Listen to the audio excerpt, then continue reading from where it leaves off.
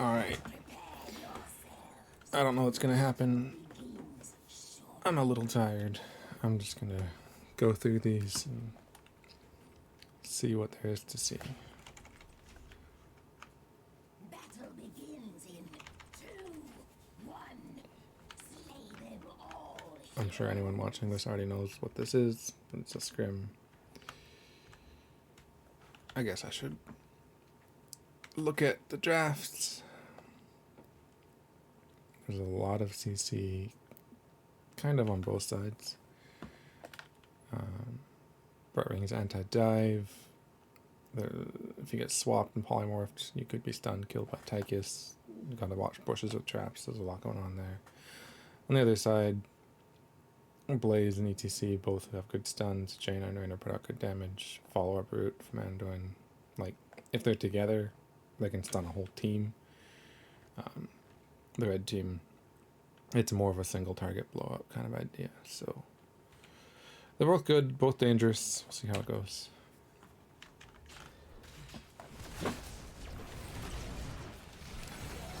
Yeah, there it is. ETC takes some damage. Artanis takes some damage. Lots of trades. A couple of Junkrat.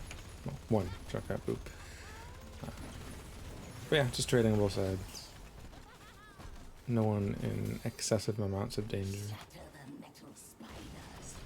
Brightwing has her AoE cleanse, which is funny because the blue team has AoE stuns, whereas Anduin has the single target cleanse and full, while the other team has more single target CC.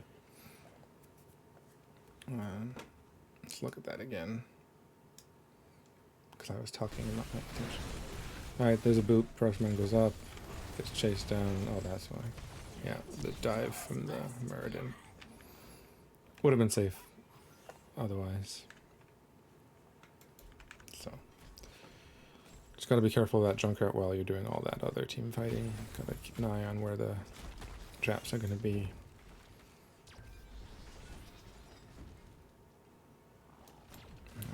Blue team taking the camp. Red team not so much. Just anchoring with the ETC.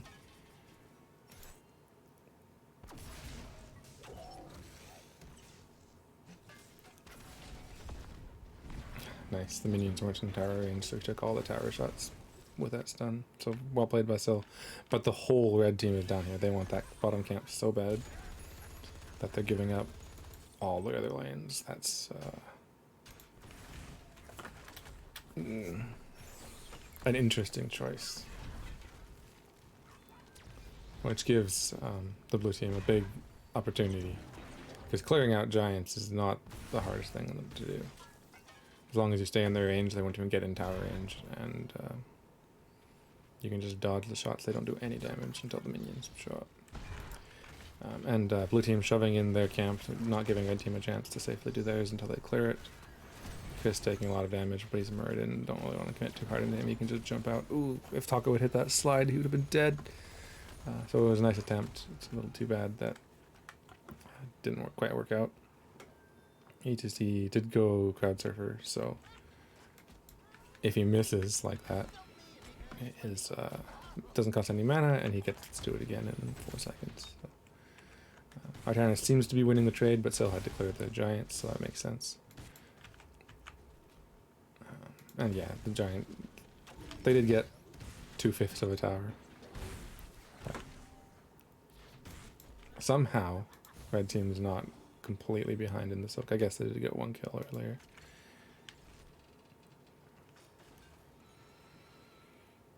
I just figured if they brought 5 people down, they'd be a bit more behind. Prostman turning in at 7. While Blaze Hearthstone comes back. That's fine. Unfortunately, the blue team is letting the red wave crash a little too hard. And they're not even like doing it to freeze the wave, they're just not being there in time. Prostman walks right into Chris. With a Junkrat on the board, you know, there could be a trap there. You don't want to face check a bush anyway. That was a very good route, followed up by the Jaina damage. Put Tychus in a dangerous place, but yeah, without that Anduin, Prostman would have been completely toast. So good peels from the ETC, but not quite enough. Ooh, maybe.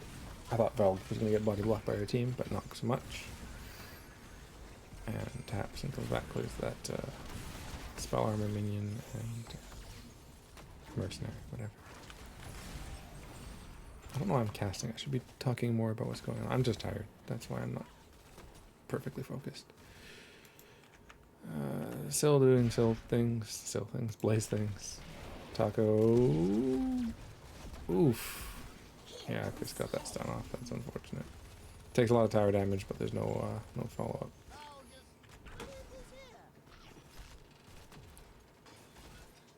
Junkrat taking silence traps while on the way to being a complete and total jerk.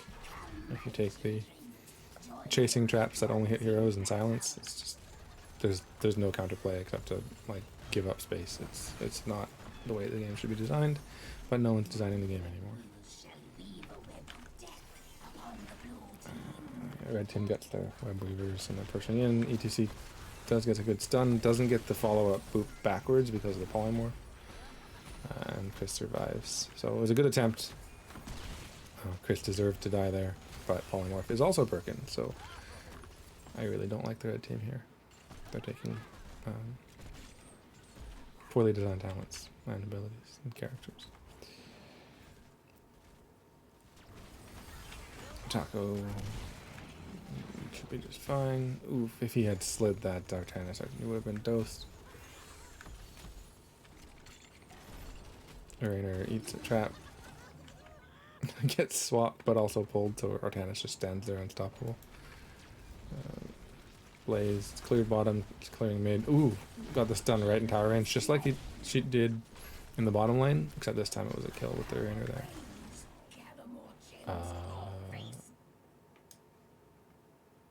Junkrat got that kill. So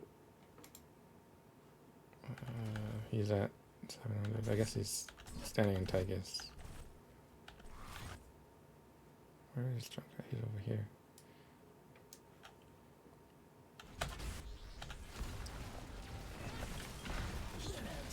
So I get stunned. Tygus is sharding, and somehow, I don't know, Junkrat catches it.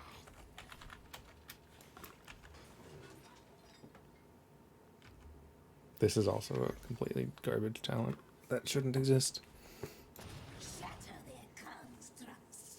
Deliver the gems to my altar before your Alright, Taco is covering for Blaze, trying to stay somewhat out of Tychus range because, you know, minigun and all that. Oh, and Tychus at quarterback. Another talent I feel should not exist. Tychus is a very high damage but short range character. Giving him long range is against the whole point of his character, so there's that.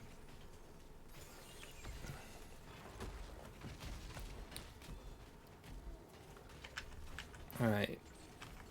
Blue team again not soaking their lanes, they're focusing more on the turn-in point. So losing some experience, or delaying it, letting some damage get in is more accurate. They do have a turn-in if they can find it. ETC slides in but gets trapped, and so he can't do anything. Yeah, that's the silence trap being garbage. Gets swapped, blinded, but there's a light bomb on. Artanis goes down here. Double, gets rooted. Okay, come on. Artanis does not go down here. Not enough focus on him, I guess. He was CC'd for so long. Taco in trouble, being chased by Tychus. Does get away. But Anduin rotates through the bush. There was a trap there a while ago. Yeah, there's a trap there. So Taco gets in trouble up top. Where's Anduin going? Goes to turn in. Gets stunned out. Oh, gets swapped and then has nowhere to go. Yeah. Nobody checked that bush and they were just waiting and watching. So that bush is being the bane of the blue team at the moment. especially when you know that they were just fighting. You saw Taika's up here chasing your ETC. You have to assume they're in the vicinity at least. So it looks like red gets a second web weavers.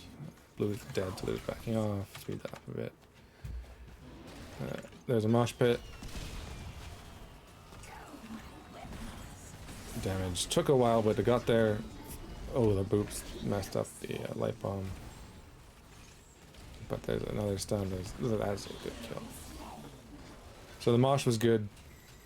I felt like with Jaina there, the damage should have been faster. So maybe the abilities were on cooldown. So communicating when you have your blizzard and when you're gonna mosh can make so. You often don't get a full mosh. Someone's gonna interrupt it eventually. That one was, but you want your damage to be bursty right at the start, right? So you. If you're looking for a mosh, your teammates have to hold their abilities to get it in time, and that can get the kills. There's another trap, 3-man stun, some juking with the Anduin, but Tychus is in long range mode for a short range character again, and I guess it was off. So no forts down yet. 13's on the way. My altar awaits the gems. Bring them. Bring me their power.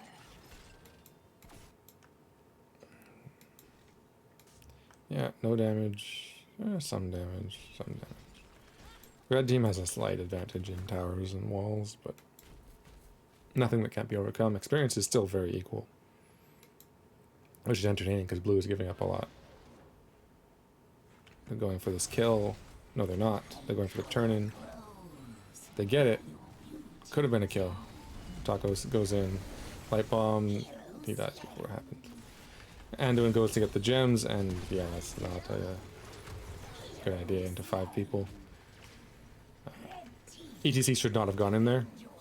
If they were going to fight, they should have done it instead of turned in, and then turned in after the kill.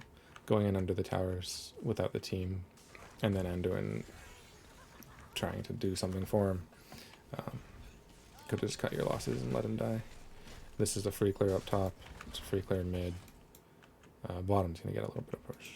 Particularly if the blue team stops the red team from rotating, which they are not doing. So it's going to get a tower. That's unfortunate. My web weavers have fallen. Gather gems if you wish to be Interesting. More face melts.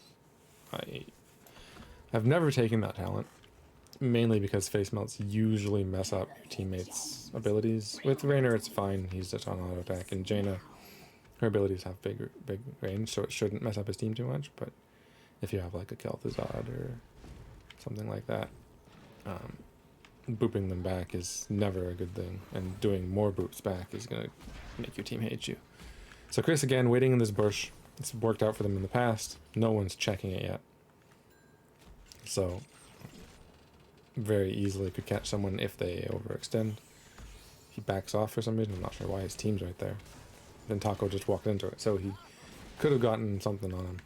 ETC slides into a trap, gets polymorph to knock back. Mosh pits on one. Valeria is trying to get close enough. Light bombs. Yeah, uses that life grip. Had a chance of saving him. He lived way longer than I thought he would. Prostman just surviving. Full health, but if that swap had landed, it would have not been full for very long.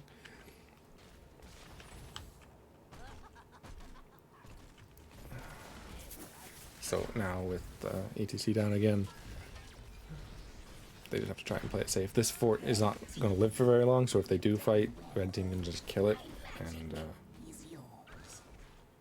they're being very safe, but there's no reason to. There's 4 of you here. Yeah.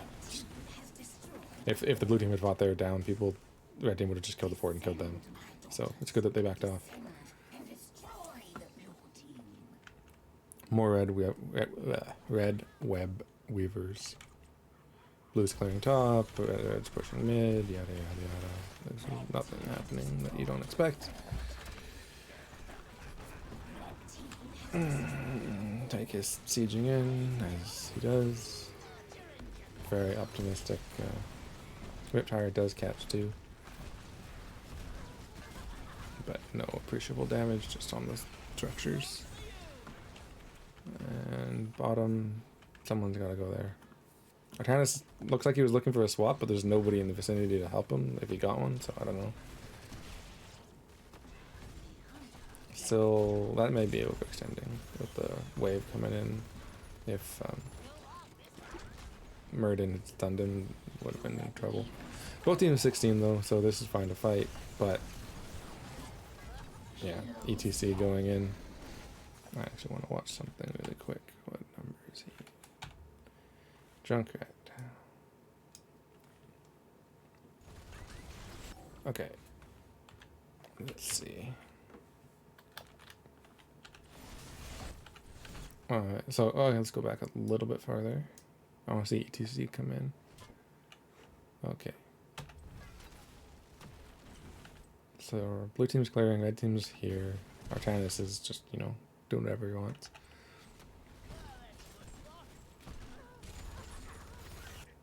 There's a trap in the bush, as you'd expect there to be.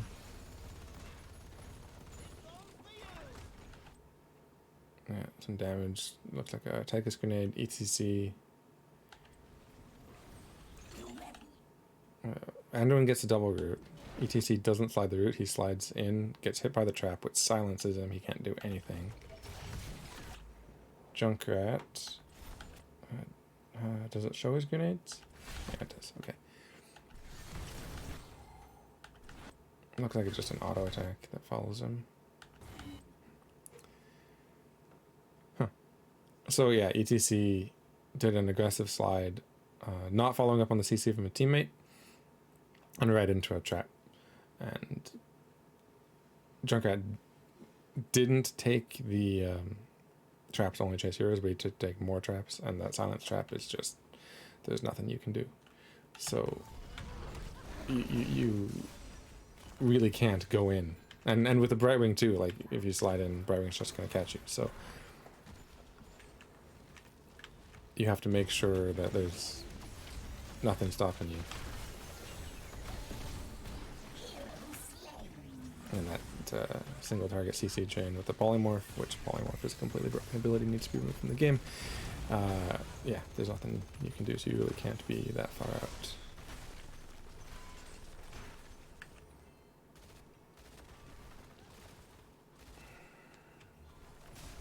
Red team has destroyed a fort.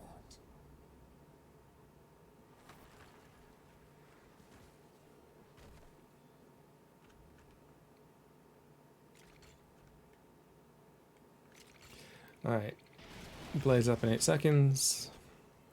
Blue team is now down 1 keep and all of their forts, and hasn't killed a single fort, so they are behind. Red team finally going for their camp. Murden, very aggressive. Doesn't get caught by any of the CC. Taco will have that slide right back up. Blue gets web weavers, but the web weavers are so pushed. This is just like a deep push objective. But you're down experience, you need something, so makes sense. Red team is spread out and flanking. They must have seen Chris there, so they have to know he's there. Bichon doesn't get stunned out, but blue team they have the web weaver. Red team, I guess, does have the mage camp, but it's half a level till 20 for the red team. It's 5 versus 5, and they are just sitting way back. They're not trying anything. This is your opportunity to get a fight. You can't go in with the ETC. Obviously, there's a trap right there. You've done that. It dies. You need to get some damage, and you need to be poking with Jaina or Raynor, and then, you know, when someone like maybe Murden, you get him down to about half. When he's thinking about jumping out, then you slide him. You only need it for a second. Catch his jump and then kill him. You have to, it might not work. It might be difficult to time, but you've got to try something. And they're just backing off, letting the red team get to 20s. So I don't agree with that. Now the red team is split, so maybe this is what they're looking for, but then you have to see, and you can see, I'm going to look at their vision for a second. This is Anduin's vision. You can see Artanis' top, and you can see 4 bottom. You kill that Artanis right away. So that's where ETC is going, so that's good. Gets a slide. Yeah. No, but the swap is perfect. Anduin, not close enough for a root. Does get moshed, does get stunned, but everyone's blind. There's 2 in the mosh, there's a light bomb. Brightwing falls. That was a bad phase shift for her. Him, her, I don't know who's actually playing Brightwing. But Taco goes way too far again. That's a good double kill. Brightwing kind of gave himself up. This is not going to be a kill on Chris. He's going to have a jump unless the slide catches him. The slide did catch him, but everyone was in the bunker. And Taco goes down again, taking 4 damage and things. I'm surprised that Junkrat got a reset with the bunker up. I thought it wouldn't have hit as many people. But, so it goes. And this is a turn-in for the red team. Blues get their camp as a consolation. Murden looked like he wanted to start boss, but didn't. It would have been visible on the map, and it's still 4 versus 3, so blue team could have contested that. Murden and Tychus will do a lot of damage to bosses and things, but I don't think they're that fast. Alright, so Web Weavers, teams aren't actually fighting. Let's speed up a bit. 20 versus 19. Blue wants 20s. Just defend, defend, defend. Hopefully safely.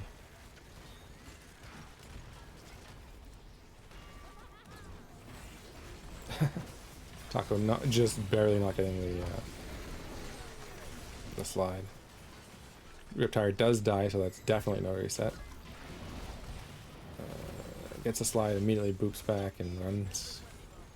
Maybe not the slide he was looking for. Big hammer from Muradin. There's a bunker.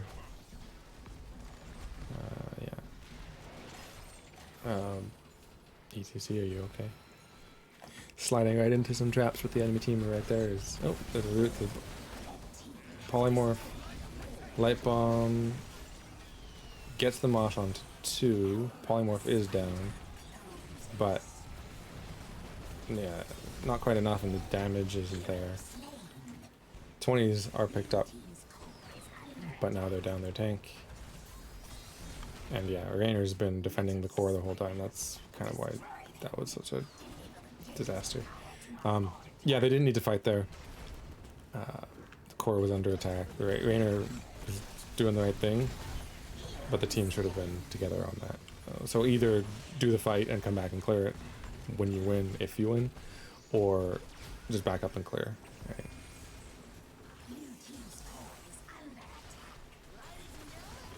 So, yeah, I mean, yeah, so checking bushes, not respecting the Junkrat silence traps, etc.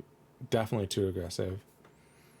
And yeah, the red team had a lot of, I'm trying not to swear, but talents that are just garbage, and garbage human beings pick them. So it was definitely an unfair advantage in that regard. Brightwing polymorph, silence traps that chase you, all of those are absolutely horrible. But if you're playing in a game against them, you have to respect them. And so you can't just go in like that. And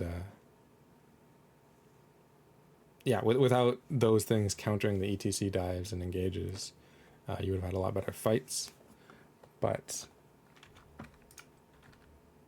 so it goes. What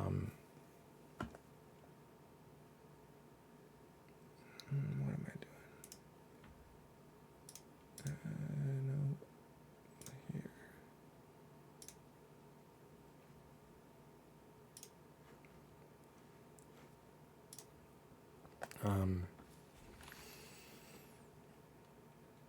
Yeah, I don't know. I think maybe ETT coming in from the back where the traps weren't and catching the back line and moshing them.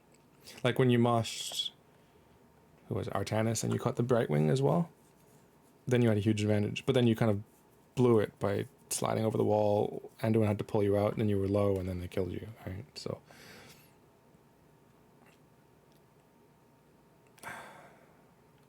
yeah, it's just a little bit awkward.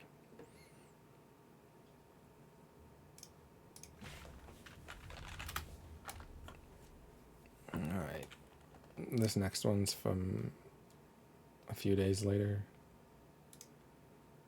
I'm not sure how long exactly. It was sent to me 2 days ago. The first one was sent to me 7 days ago. So this is a week later. That makes sense.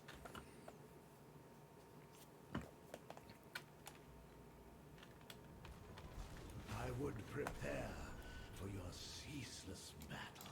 So looking at the heroes, on the left side, the blue team, Yrel can jump in and jump out. It's super annoying. Alarak has a lot of damage. Kael'thas has a follow-up stun, or an engaged stun, I guess, depending. But it's the Kael'thas CC and the short range Yrel and Alarak stuff. So not huge, long AoE CC chains. If you're spread out, you're not going to catch more than 1 or 2.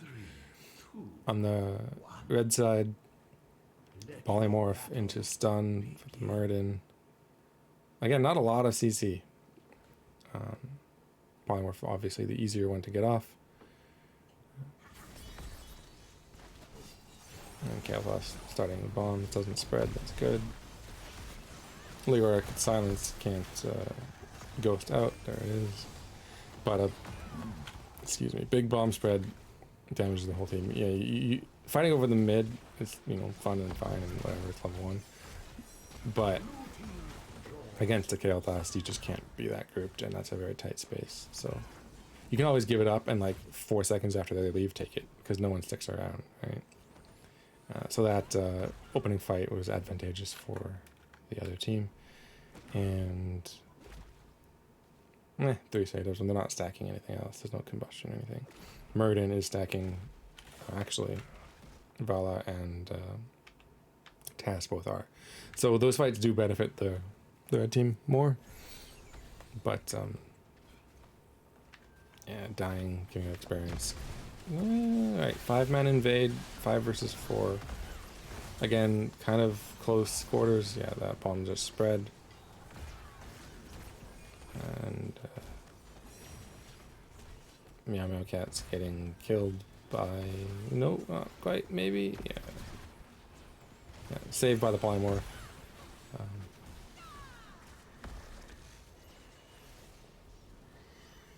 And blue team steals the giants.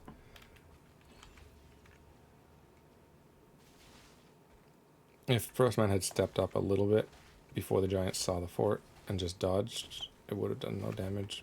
So that's just one thing for that. But so far it looks like, yeah, just taking an early engage, giving momentum to their team has not paid off.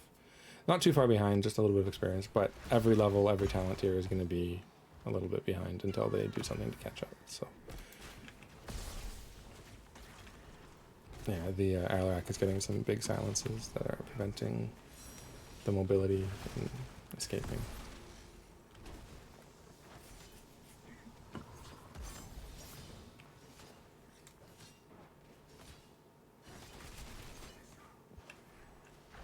light of the sun grows. By the way, I mentioned badly designed talents. I think W build Vala is one of those.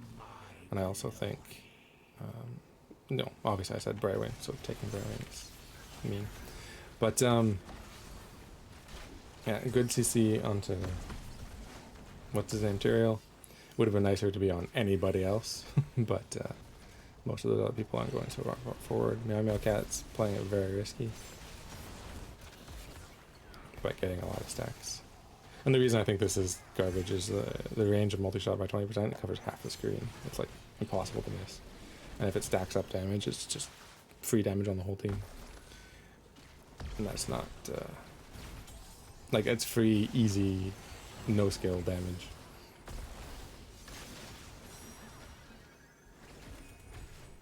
And so here, actually, I was thinking and I didn't say it.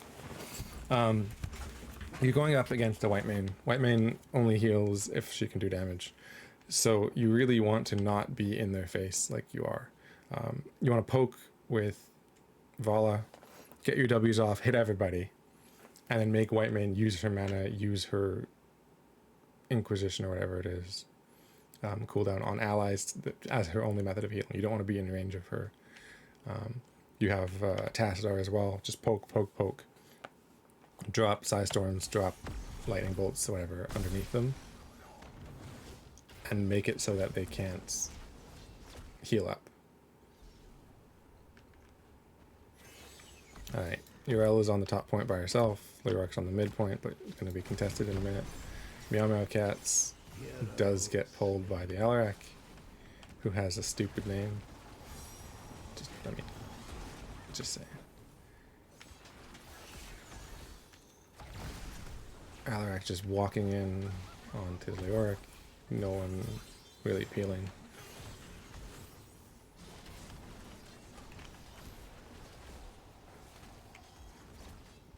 And yeah, blue team getting a lot of value.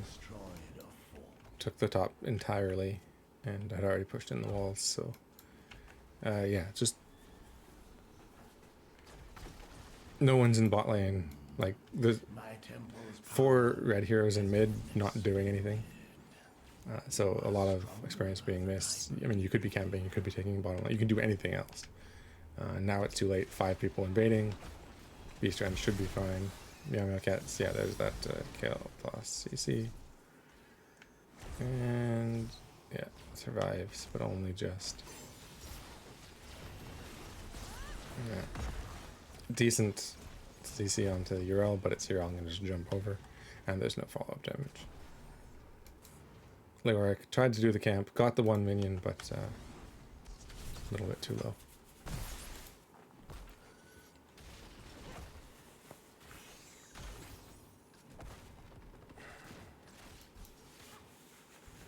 So very, very healthy blue team coming in on this fort.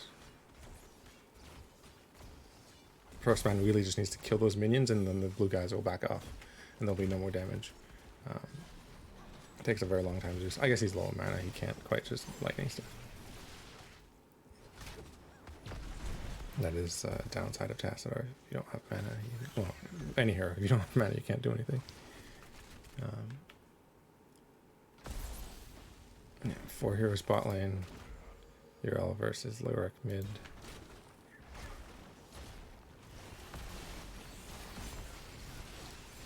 I see huge damage.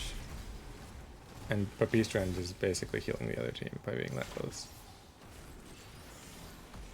And giving free bombs. You go in, you get bombed, you have to back out immediately. Just don't go in. Meow Meow Cats, yeah, it gets comboed.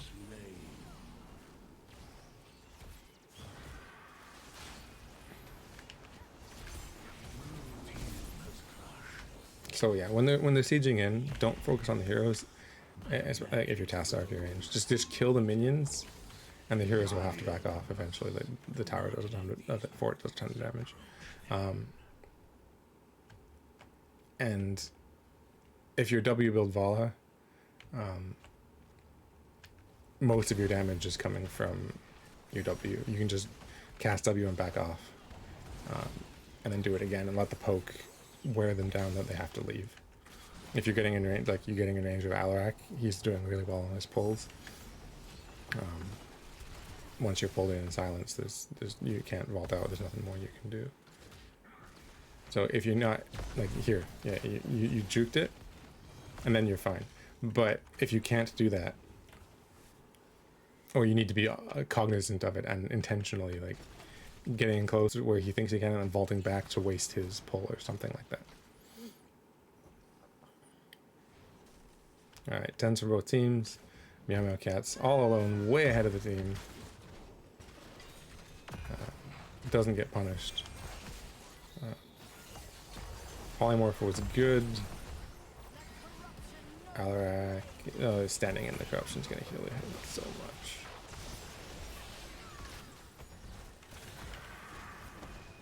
Oh jeez, yeah, that living bomb hurts.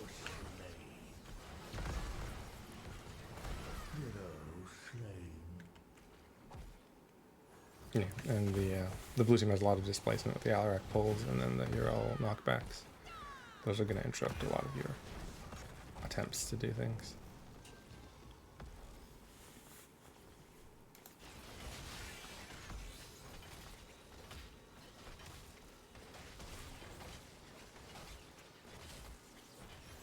So yeah, with the white main, you do one of two things. Like I said, either you be poking down her team, which with the material shields, it's a little harder to do. Or you go all in on her, and you CC her, you polymorph her, she can't heal, she can't get away, and you kill her right away. You burst her down, and then the rest of her team obviously has no more heals. And I haven't seen really any pressure on her yet. So we'll see if that changes.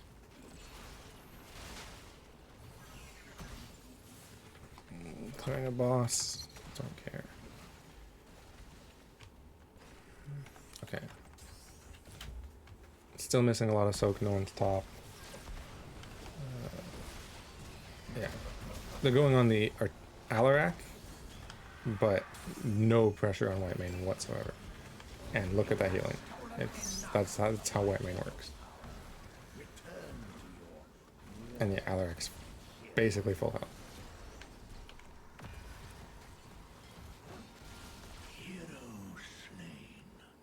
So I mean, they did a lot of damage to the Alarak, but I mean, he also has counter strike and can dodge the big stuff. But without any pressure on white main, she just gets to heal for free, and her healing is a lot if she's not pressured. Alright, so just defending, getting too close, getting fireballed, living bombed, excuse me. They didn't put fireball in this game for some reason.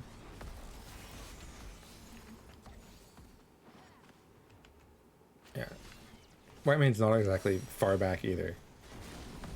At this point, I mean, you're down, you get 13s, but you jump on her, stun her, polymorph her. Oh, there's a stun, but Kael'thas got the stun onto Vala. And there was no cleanse on him. Yeah, see, the even the what's that called? Electric fence was doing damage to white main, and as long as you're not in her range, which her range isn't that big, standing in that is going to heal this team a lot. You can just poke her down. And if you save your polymorph for when she inquisitions, it cancels it, obviously. Oh, Prostman. Yeah, this core is hard to fight into, so... March of the Black King. But that silence is gonna kill you. Yeah, again, doing tons of damage on the blue, but they're just healing it right back up.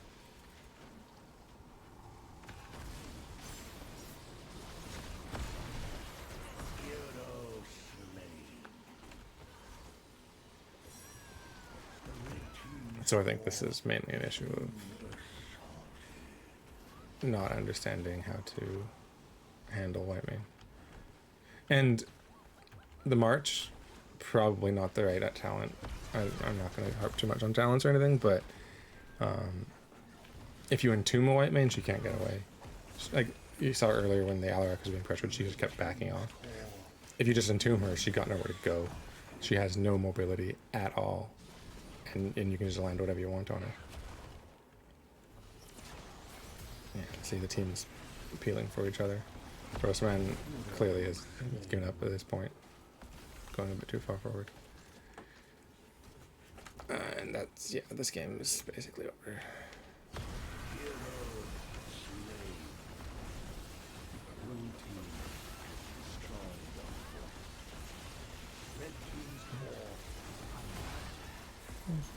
Decent ult, but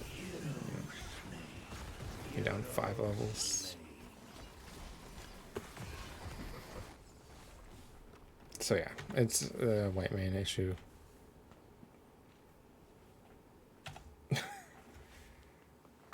That's a weird comment.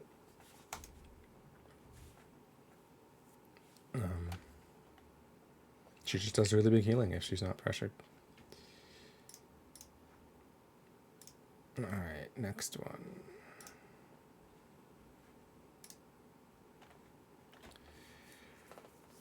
throat hurts. Talking too much.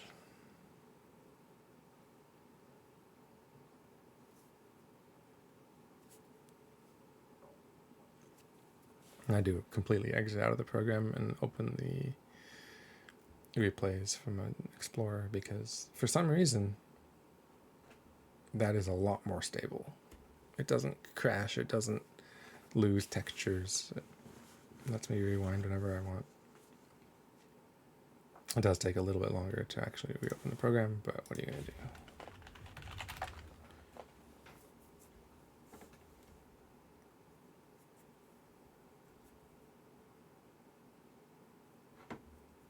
Okay, well I can look at the loading screen.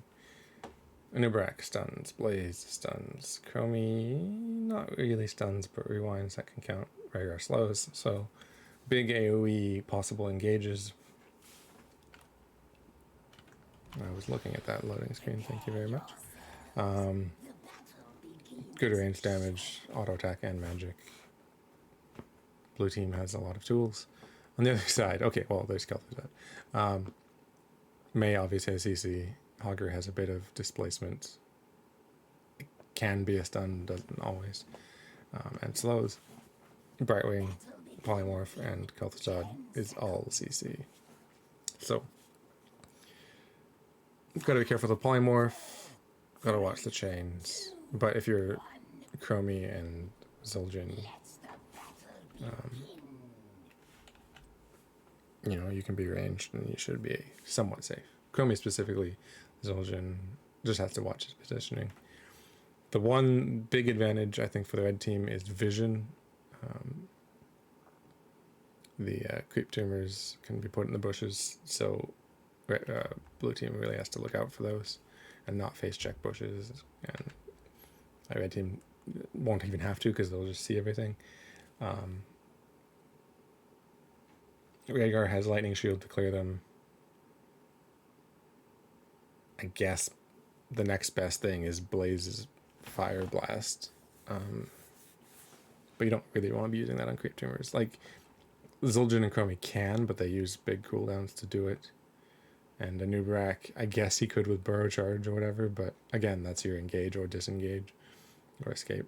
So using those on creep tumors is bad. So they don't really have, like, if you had a Gul'dan, you know, 1Q, creep's gone, right? Heroes like that, but you don't.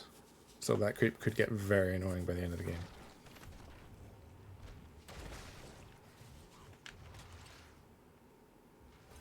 Now, I mean, Prostman can take triple traps to get more vision as well. But see, still doing a good job just keeping vision with that oil. Yeah, polymorph broken. Cleanse was used as well, so that's unfortunate. Cleansing someone who's already burrowed. Is Hogger? Yeah, he is. So Augur's doing a good job landing those dynamites. Syl going a bit forward. Oh, Zagara taking the infest talent. Basically, if you ignore Zagara, she will completely shred everything. It's a stupid talent too.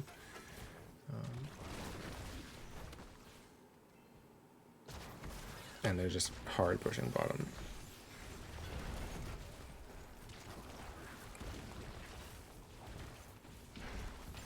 So again, the red team is getting, the blue team is getting their camp first, but they are giving up a lot to do it. And the red team is expecting Hogger to be double soaking.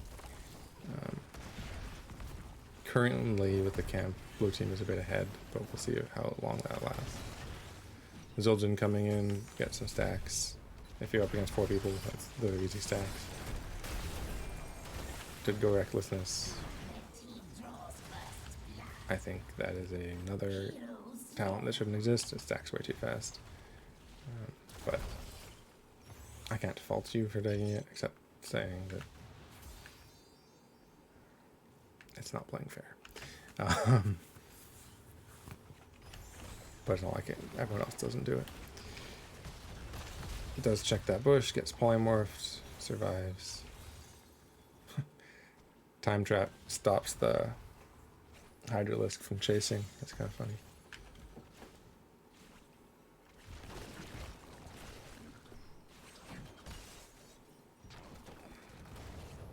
Now the blue team is defending and relying on Blaze to double soak, and then giving up the camp and giving up 2 kills, 3 kills.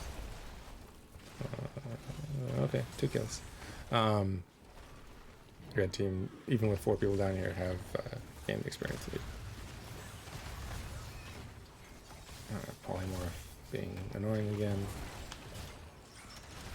Good job not spreading chains, but you can see the minions getting bigger. Zagara just existing is making them do more damage. And now the blue team is having to play the red team's game. Good CC onto the KTZ, but having to go in a bit deep to get it when you're a bit low is... And now that you've lost a kill and you have to back up, Zagara just existing is going to take this fort down. You can't really fight that without your tank. The blue red team easily could push this down. They're not forcing it, they're being patient, but there's no reason for them to be. And May even took the temporarily shutting down force with Snowball, so yeah, this is gone. There's no reason to defend it. Let's go somewhere else. I mean, if you want to kill the Zagara, she's wide open, but...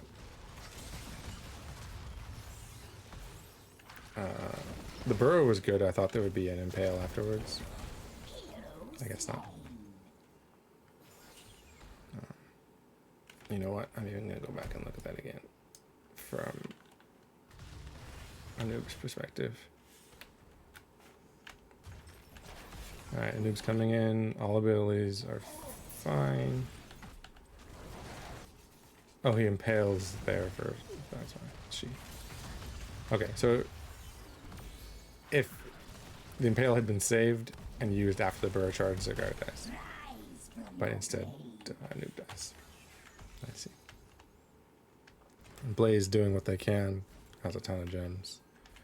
Hogger getting a really weird spin on that camp, but we'll still take it down. And the thing is, before I go too far, with Hogger double soaking, Hogger's really hard to gank. I guess if you like a noob dive from a bush, you could keep him in place for a while, and Zul'jin can do some damage, and Crummy can. But unless you burst him down in that first few seconds, as soon as the stuns end, he just hog wilds out, and it's fine. So this strategy of having a 4-man bottom with Hogger double soaking doesn't give blue team a lot of options. Because you could abandon bottom for a bit, go gank, and get double the experience in both lanes and come back with an experience lead.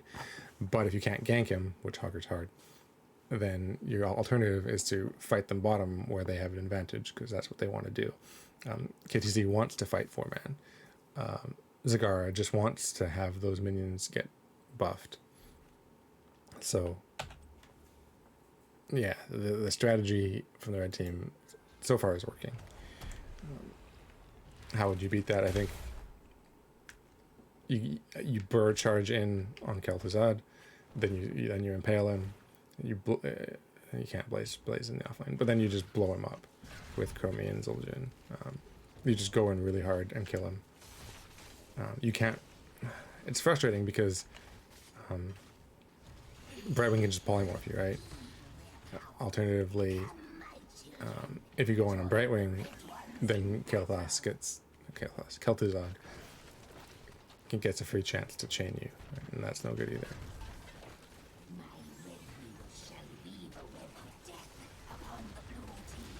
Alright, big stuns. Polymorph stops the second one.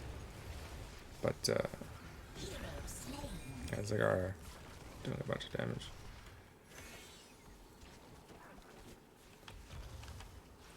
Yeah, that combo just didn't get to finish because of the polymorph. Blaze getting some good stuns, but there's no Zul'jin to follow up. Chromie's kind of just like there's minions everywhere. So can't sandblast anyone, just gotta go through the W's. And, that's unfortunate. Just the spider wave catching.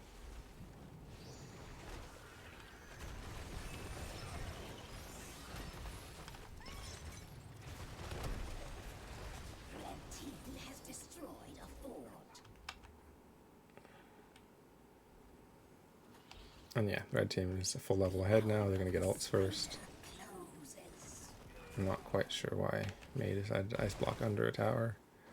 But what is she going to do? Yeah, the red team has a lot of squishy characters. It's just they have a lot of peeling as well. Deliver the gems of power to my altar. With the Kel'Thuzad chains, with the polymorph, with the May just knocking people back. And blinds, so...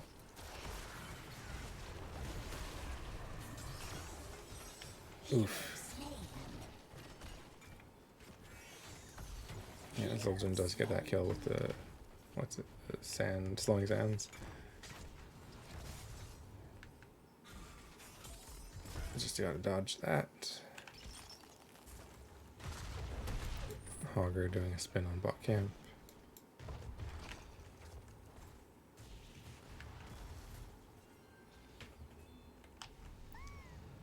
Blue team standing right next to Syl and not helping her out.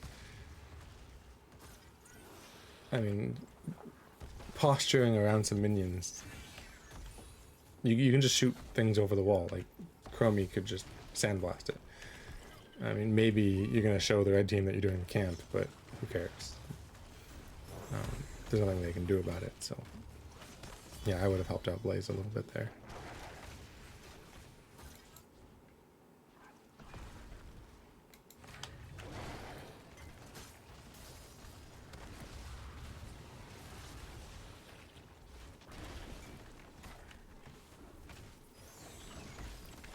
One thing I didn't mention actually that Prostman did take the Time Walker's Pursuit.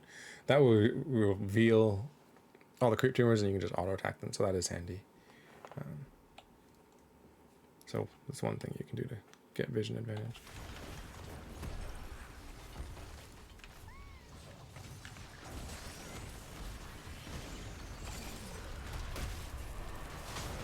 Yeah, that was a full combo onto Rhaegar, that's the name. And that's a stun, so you're dead. Oh, that'll save you. Temporarily. No healing, so it's just your base regen keeping you alive. And a noob dies again.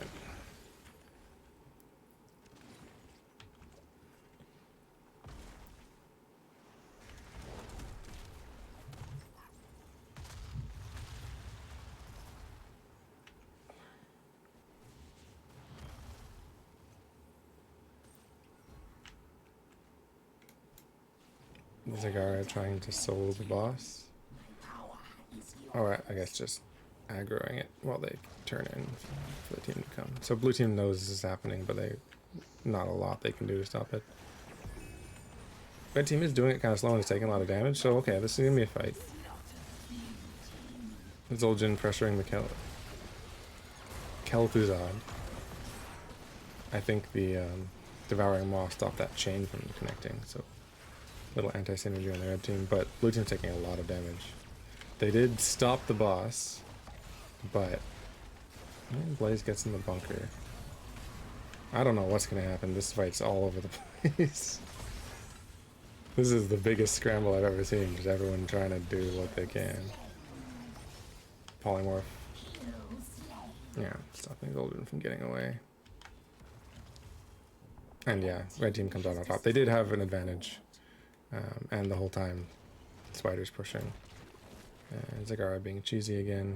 Again, just standing their minions.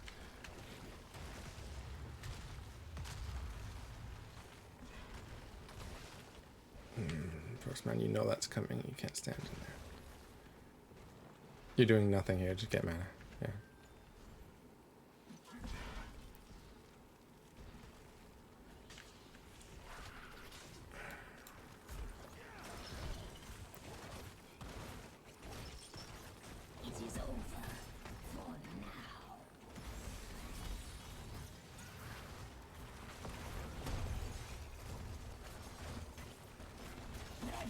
If I was based on right here, I would have used my Arcanite axes on the, or throwing axes, whatever it's called. Oh, trying to get the minions, because they're doing more damage than the heroes, and force the other team back. Hold on. I want to see that again.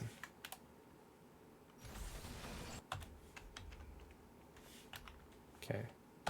It is over. So they're doing this, whatever. Blaze comes up.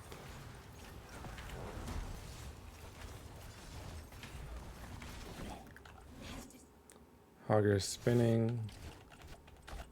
Blaze manages to go like through Hogger's hitbox without hitting him, and through Brightwing, and doesn't stun anybody. It's kind of impressive.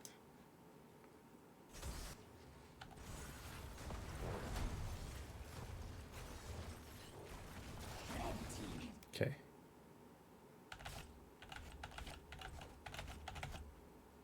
Okay, Blaze's hitbox here. That's how close it is. It's like the hitboxes are touching. So that's unfortunate. That should have been a stun. He dies anyway. But oof. Yeah, that follow up on the blizzard is nasty. But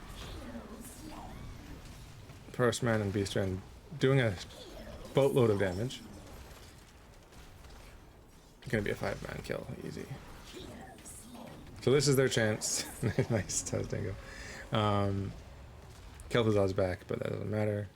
Boss is available. Lanes need clearing. Syl is alone. Okay, team needs to make a choice. Just gotta, yeah. Kel'Thuzad could kill them all with some good timing. They see that, and Blaze gets caught anyway. Doesn't use his armor. Good guess from Kel'Thuzad. Doesn't quite kill him, but Blaze almost dies. So to get the boss, they don't give up. Minions get in the way. Yeah, they don't give up anything for it. Catapults on minions. Yeah, technically, no damage done. Blaze is there to get the experience. So well done.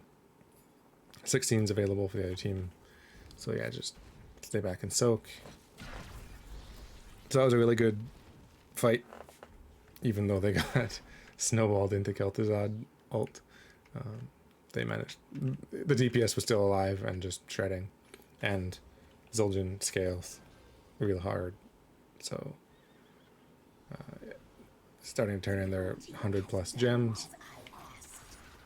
Right. So they saw Mei. Mei's not a great target. I might have not gone on it. They don't see Zagara yet. Yeah, they don't have a lot of vision, so. Could have engaged on the Mei, but I'm not sure it would have been a good idea. So yeah, this is fine. Good burrow to stop the chain. That's perfect. Although I made a burrow towards, but staying alive is important.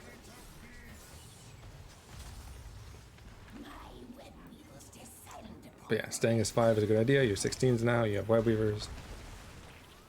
You just gotta kill all those minions, which are shredding. It's like our Mutalisk. That's interesting. Oh dear. Yeah, Zul'jin got destroyed. Hogger's slowing them down with the spins. It's not a bad idea.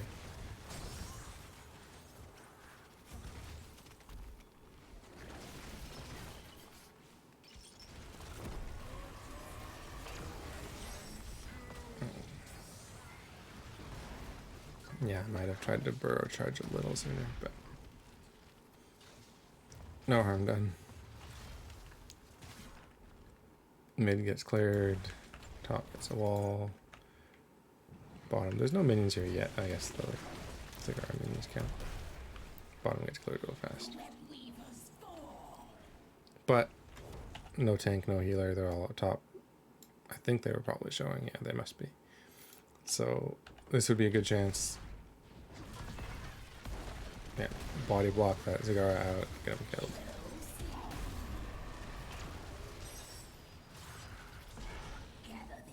So yeah, that's exactly what I would have tried to do, and it worked out well. Prostman, you can't be that close to a Kel'Thuzad.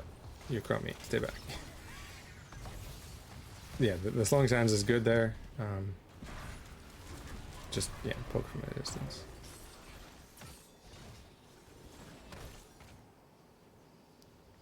Now the blue team's kind of surrounded.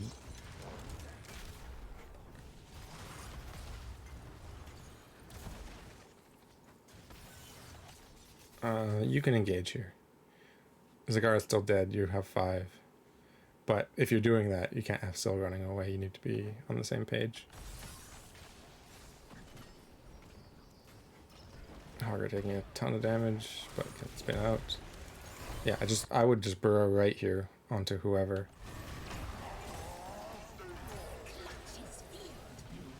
I guess Blaze did get the turn in. But yeah, at this stage in the game you want kills. Turn-ins aren't as important, honestly. If you get kills, you get turn-ins. If you get turn-ins without kills, they can just clear, right? So you want to do it when you have an advantage. Tedzing's already down, so this is dangerous. Blaze goes down. Snowball doesn't do anything.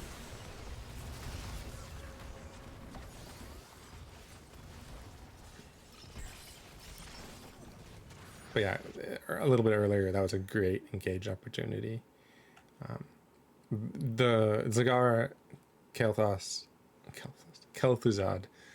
and Brightwing are all very squishy targets, and you have Chromie and Zul'jin. They do a ton of damage. So if you just dive on them, they just die. But now you don't have your Blaze, and yeah, this is once Blaze goes down, you just have to try and get out. Now this is good time trap, good grounding totem, whatever it's called, Earthbind totem, to get you out. But yeah, you're down 2 people. Now back to playing it safe. We'll see how long that lasts. Yeah, camp stolen, let it happen. Yeah, poke from a distance, clear the minions, Syl's fine. You can see all these heroes down here. Beastren clearly using his trait, losing all his health.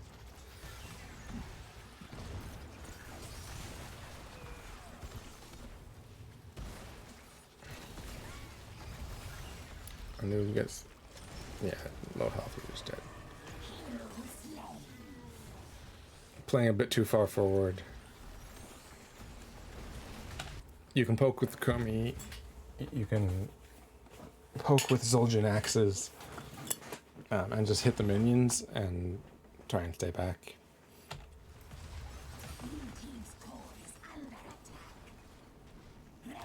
Actually, you know what? I'm going to go back a little bit. A little bit more than that. I want to see how Nubrak gets snowballed. Where is he? Okay, Nubrak's right here. May dives forward. Burrow charge is available. The moment that happens, you don't want to be there anymore. And I would just, oh, you get polymorphed. That sucks. But there was a second to burrow out, and I would probably have tried to take advantage of it. Because, yeah, you just don't want to be on the other side of May ever. Particularly when you're down 20s, right? You're trying to play it safe. So this keep is just gone. Just focus on killing the giants if you can, otherwise just staying alive. Oh, that's an unfortunate timing. But, I mean, you still get the kill. But the Tazingo did not need to be used there. Just I mean, if you didn't know the...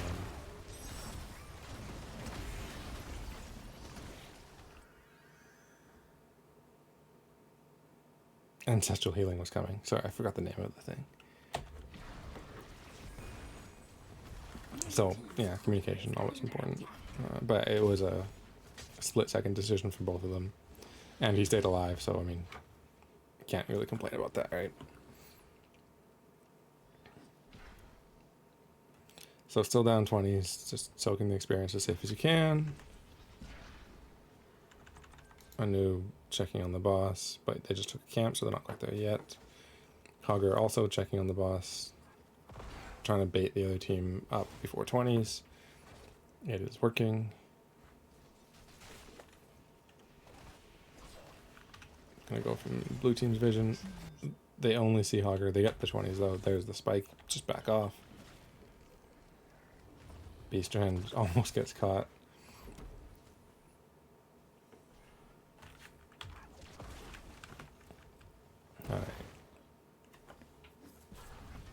So red team posturing around boss real hard. Blue team engages on the minions. Red team goes for it. Blue team ought to know that they're here. They're coming up. Will they be too late? No. Chromie had the vision, so they know this. They can see it all. Zygarde blocked the way, which is a good play. But Meow Meow Cat spurs in on the front. Doesn't go for the boss at all, which in 3 seconds is going to be a big problem. But for right now, just trying to stun out the team. Doesn't quite catch the KT. And yeah, that's a unfortunate engage. Okay, so the boss isn't really a problem for that team fight because it just walks past them. But yeah, it was a very unfortunate positioning. If they got there a little bit faster, they might have been able to contest the actual point, and that could have been better. I'm not sure. But at this point, the boss is just about to end the game, so this game is over.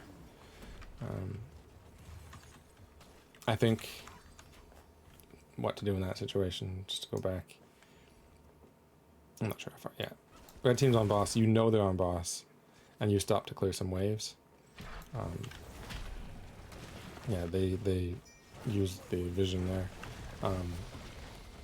Come earlier, because you can. No.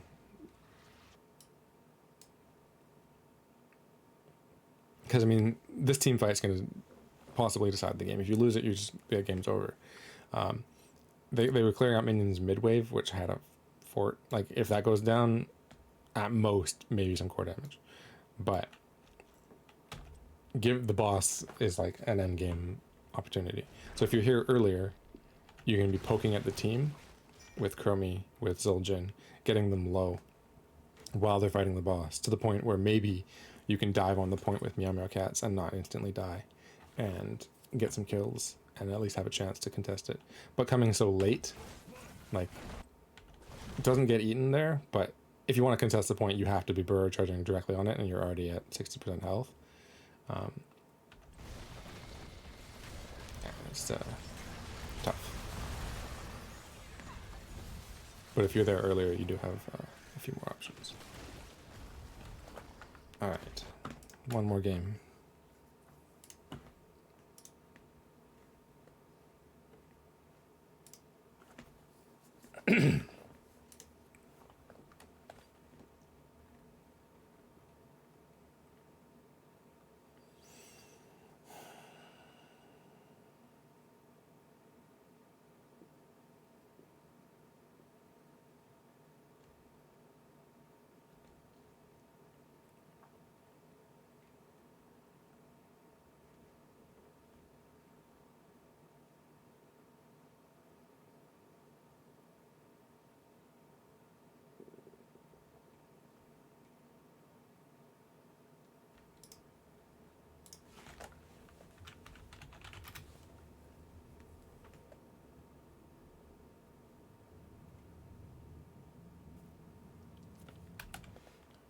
Okay.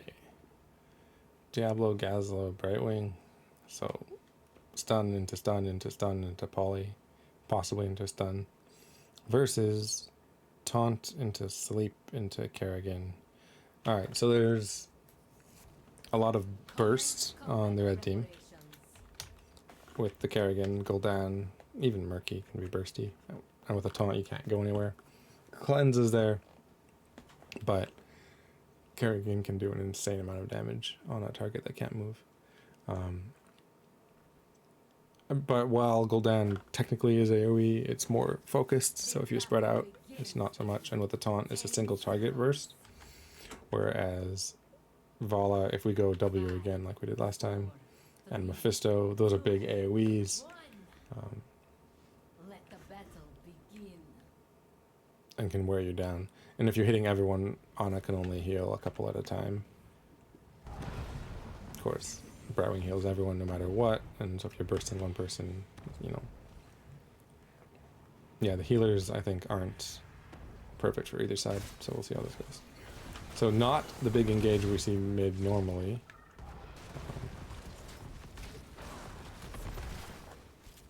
As Murky's going off to the side, Vala gets the kill, and Gazlo's free to soak uncontested for the moment.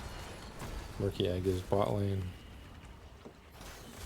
So Murky's only missing an orb or two. Meanwhile, top lane. Yeah, blue team gets the advantage there. So, yeah, that Murky quarter kill puts blue team in the lead here. Good Gazlo just rotating up, getting a stun and leaving. Not going to miss any experience for that, and gets a bunch of damage on the Varian, forces him to back off. Gives you rotational advantage, and now it's time for camps. Neither team going for it. Varian still unpowered. Good opportunity to be bullies for a little while. Okay, Vala's out of attack. Mephisto is Furious Spark. I don't like that talent.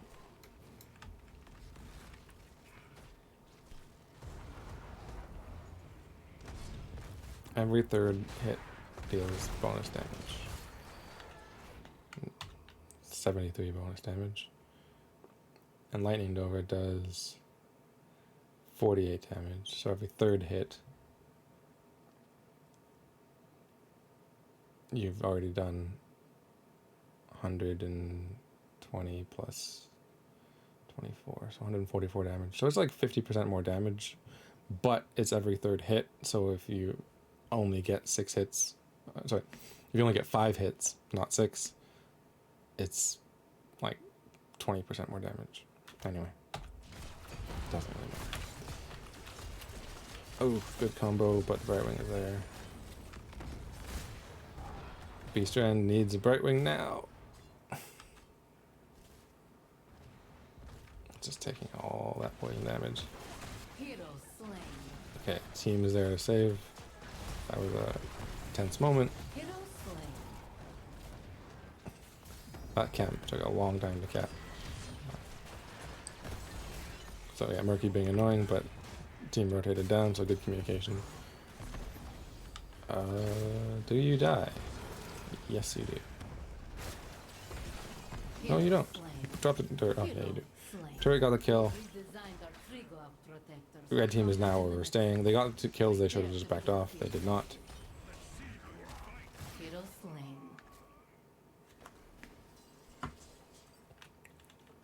So that was interesting fight. Lots of death. I like it, but probably could have been handled a little bit better. Murky is now top, so Vala is getting some free soak bot.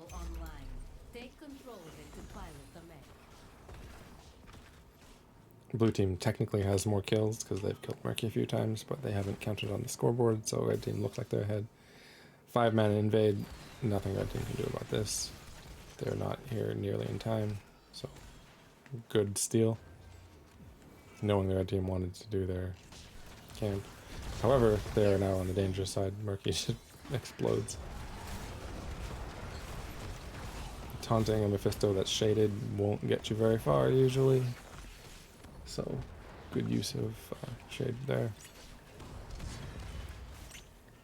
Blue team is on the point. Polymorph. Basically a ranged taunt. Except they can't attack you while it's happening. Mephisto is just hanging out on the point as long as he can. But I'm not sure about this rotate up. I don't think Diablo needs to be here. I think just Syl by herself is enough. Meow Meow Cat's hearthing in range of the minions, so the enemy team can see you doing it. If they're paying attention, they know you're not there. Diablo going for the soak. Interesting. Again, soak is good, but okay, Vala's coming back. You need your tank here, or your 4-man is doing nothing. So Diablo's on the way. There we go. Stun that Ana. Boom, boom, boom. Oh, that was such a good opportunity. That easily could have been an Ana kill.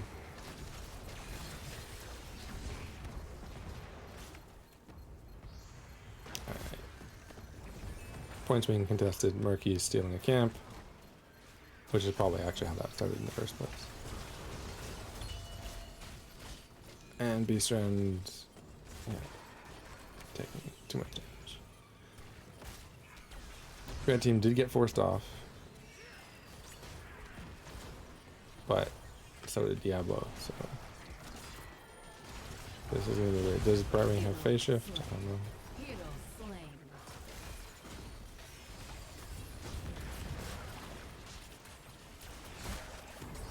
This is so chaotic. I don't even know. Diablo staying alive for a long time, but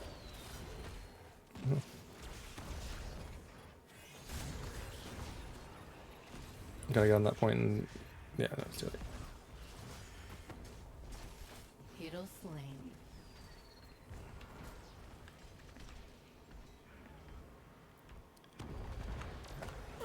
I don't know what to say about that fight except that Diablo should have, I don't know, tapped up here or not gone for the experience or something.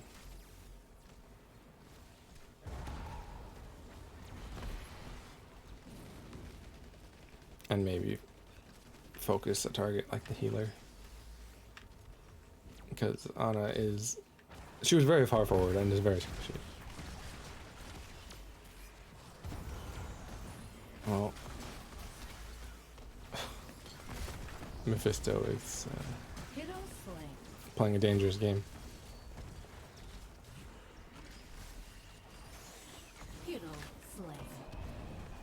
Alright, heroics are here. Caslo just stunning some minions. But there's 5 red players up top. Murky ult, super annoying, you can't get in there. But they are tanking the fort, so this is a good opportunity to make them pay for it, and that works. Oh, nice, right on the healer. Probably unintentional, I think they were aiming for Kerrigan, but we'll take that.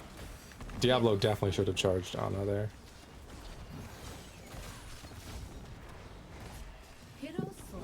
Good stuns from Kerrigan, but not enough this time. Murky stealing a camp again. Being annoying, doing Murky things. Good kills, but you also need to, you know, be mindful of your lanes, especially when there's a Murky. You need someone to be babysitting him.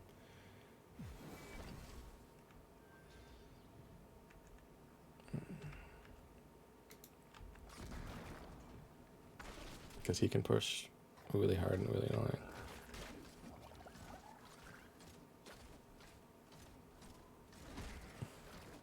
Sending 3 to deal with Murky is not what you want to do, ever. Vala can deal with him alone, and you're yeah, letting this happen.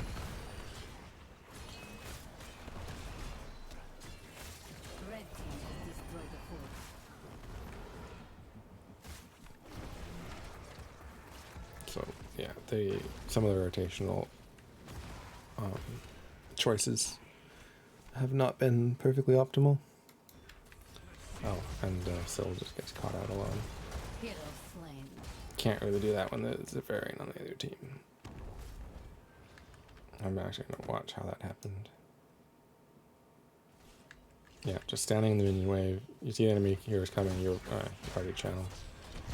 You just did.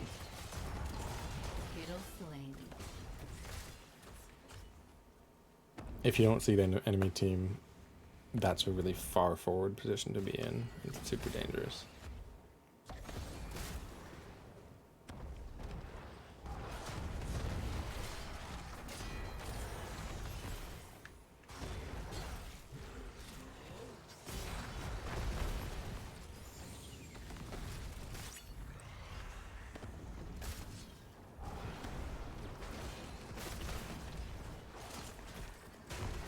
Looks like Mephisto is aiming at the... was aiming at the Ana that time. It was all Kerrigan. Kerrigan... How did Kerrigan die? Why was she over there? Was it the Brightwing... Oh, Emerald Wind. So there's, yeah, there's the Emerald Wind. And somehow that glitches out the Endurance of Hate, so we're going to have those means for the rest of the game. It's kind of fun. No, process. I wanted to do this.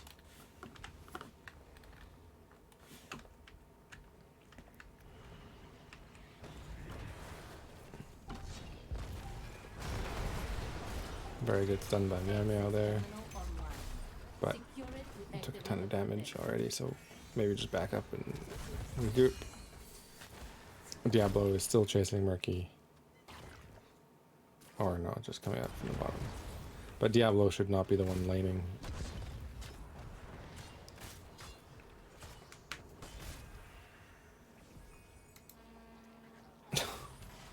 Murky using an ult on Gazlo here.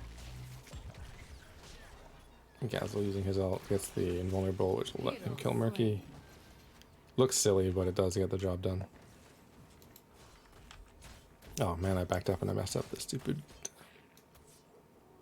UI here. Whatever. You can see it's at 20%. Alright, ooh. That just barely misses. So Diablo went in real hard, real fast. We've got the stun on Kerrigan there. Feared and taunted, and there's Emerald Wind to peel. Diablo now in escape mode. Phase Shift gets completely cancelled by Grenade. That was well done. Yeah. Fighting that hard with your team not there yet.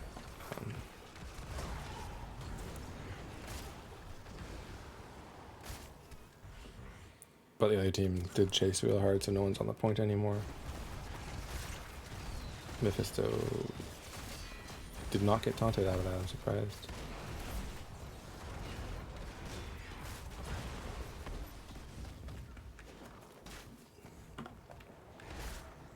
Diablo, no souls is going in super hard. Mephisto had gone back to tap. Now the team's here. Now is maybe when I would consider going in. Endurance, that is a dead Varian. Charge, there we go. Charging the Ana. That's a dead Ana. It's not. Polymorph the Kerrigan. And meanwhile, Murky did get the objective, so. But if you can get the kills, you can make the objective kind of useless. This looks like a double overpower. Yeah, so those overpowers are really messing up Kerrigan. So good job. Now Vala can just stack on the protector. Without a gunner, it has no armor, and so it dies pretty fast. Yeah, and 16s are here, so all that percentage damage. Ana, you okay there? The protector has been defeated. Going in real hard. Durance minion still going hard.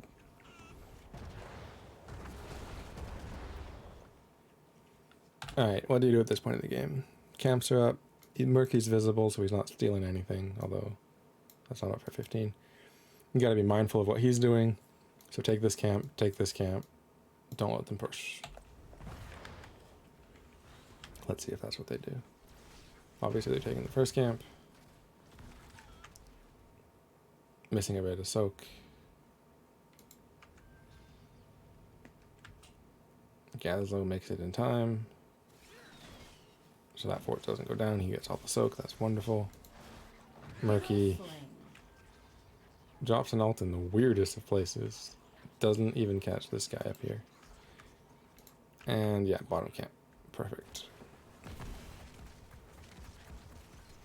Then it's your choice if you want to get top camp or do something else.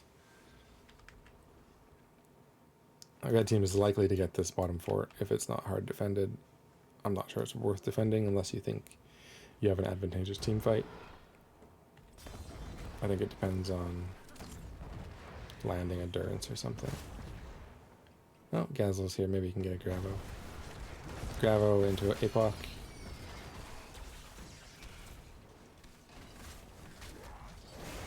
There's the APOC.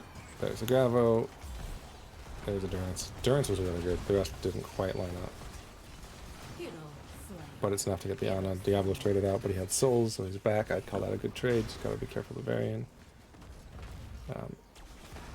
Meow Meow Hero slain. with Manticore. I didn't even look, but I can tell it's there. Taking out the Varian. See? And yeah, these guys are super low. It's a good thing they have a fort. Meanwhile, Murky brushing. One reason Blue Team won that fight so hard is the 5v4. But that was a super long range charge. That's a dead Gul'dan. Slain. The double overpower really stops Gul'dan too, because Gul'dan is drain build, so you just interrupt that once and he doesn't do anything anymore, right? So Gazelle comes up, Murky goes somewhere else. Mephisto, yeah, shades in just to get their attention until the minions don't take down the fort. Murky dies here. I'm getting another terminal ready for you.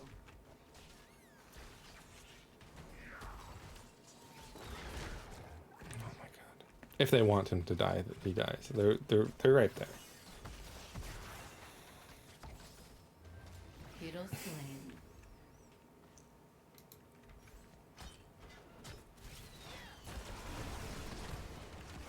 Alright, 20s are here. And the team fight is definitely better for the blue team. Terminal activated. So fighting is definitely what you want to do. Oh, the Emerald Wind, kind of anti-synergistic with the Apocalypse.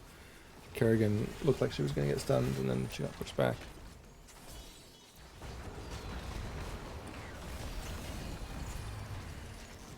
Hero Good slain. bomb, but it only gets the Murky. Who's tanking? Diablo, that's fine. Hero slain. And the Mephisto gets all those damage. Yeah, Murky's ult does a lot of slow.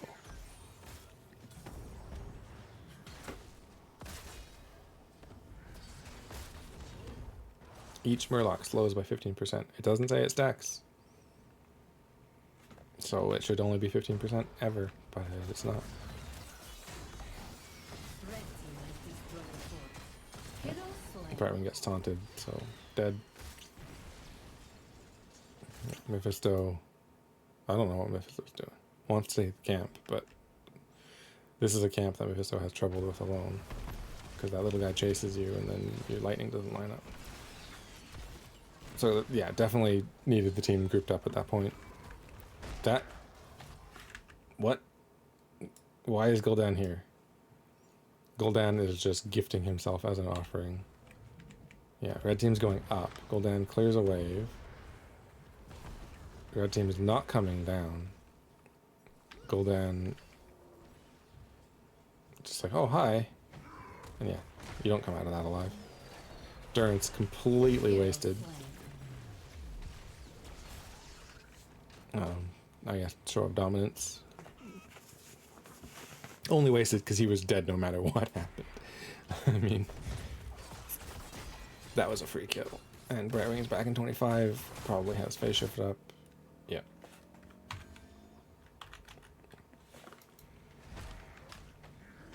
Beast Trend going way too hard on a Murky.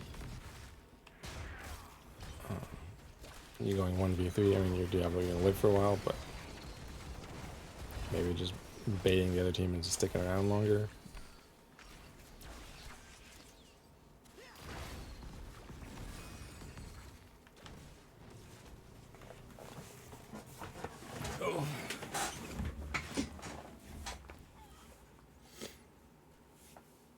Yeah, the UI is all messed up, but it's at 40% right now.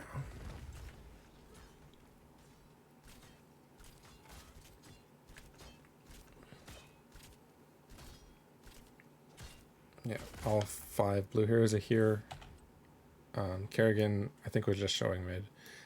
Gul'dan just respawned, so this is when you want to... You saw them clearing minions. You want to pressure them right now. Gazlo leaving, that shouldn't happen. I guess you do have time for the objective. You can give up some of it just to not lose some structure damage, but yeah, 30 seconds ago you should have been fighting that Varian and that Ana. And now it's going to be a 5v5 all ults up except Murky's. And he's pushing into your walls with an unlimited Murlocs, right? So Blue team has destroyed the fort.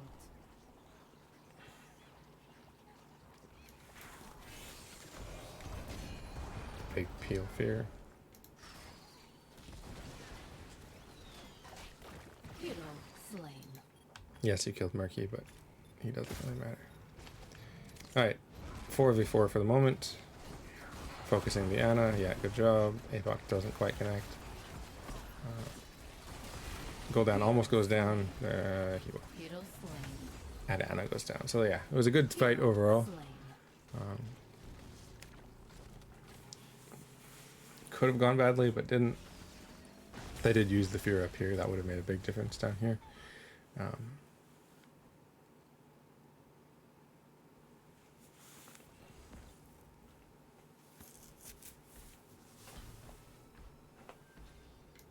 Going back to the turret, I guess it's okay. You can catch up. Blue But team has taken Gazlo, like you want to end the game here, right? So splitting up is, who cares if you lose your forts? Just kill their core, right? And if they're pushing lanes like Murky is and Kerrigan was, they're not defending, so you get just free damage on everything, right?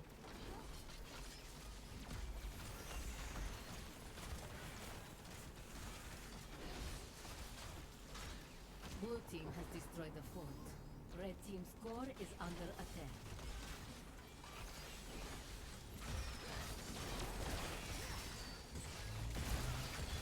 And core goes down. So, was the victory, but could have been a little bit better. Could have been a little bit faster. Like once you identify, 3 of them are dead for a minute, and you have the protector, there's never a reason to split up. And the times when you did, people died. And when, Gul'dan split up, you just walked right into your team. He died. So sticking together late game is important.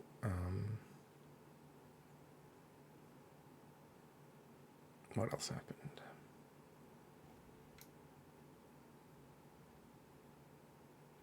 Oh, no one has a vision over here. I can't see the minions dancing. That's unfortunate. I don't know what else I want to say.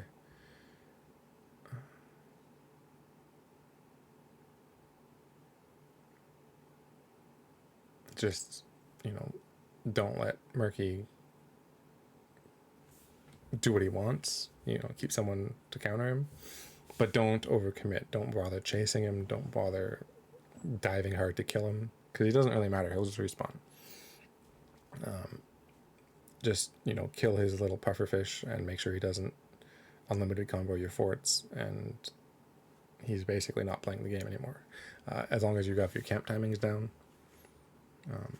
you can make him feel real bad for picking that character. The double overpowers on the Kerrigan and the Gul'dan were very useful, so I definitely approve of that. Not letting Kerrigan get her combos off and keeping her off of your team is beautiful. Pressuring the Ana when you did start finally charging her instead of someone else. She can't do anything. She doesn't have a lot of mobility, so yeah. I don't have anything too specific other than that. I don't know if this is going to be at all useful. I was kind of just tired and my brain's not really working. It's nice to see different characters from the other team, though, that aren't cheesy. Mephisto was always a great character. I love auto attack Vela. Gazlo is good. I mean, his level 20 with the extra bombs is a little annoying. It covers so much room. But it's really more annoying in ARAM when there isn't a lot of room. Like here, you can spread out and it's fine. So it's not that bad. And Brightwing is just a garbage character that no one should ever play ever again. And the world would be better for it. But those are my final thoughts. All right. I'm out of here.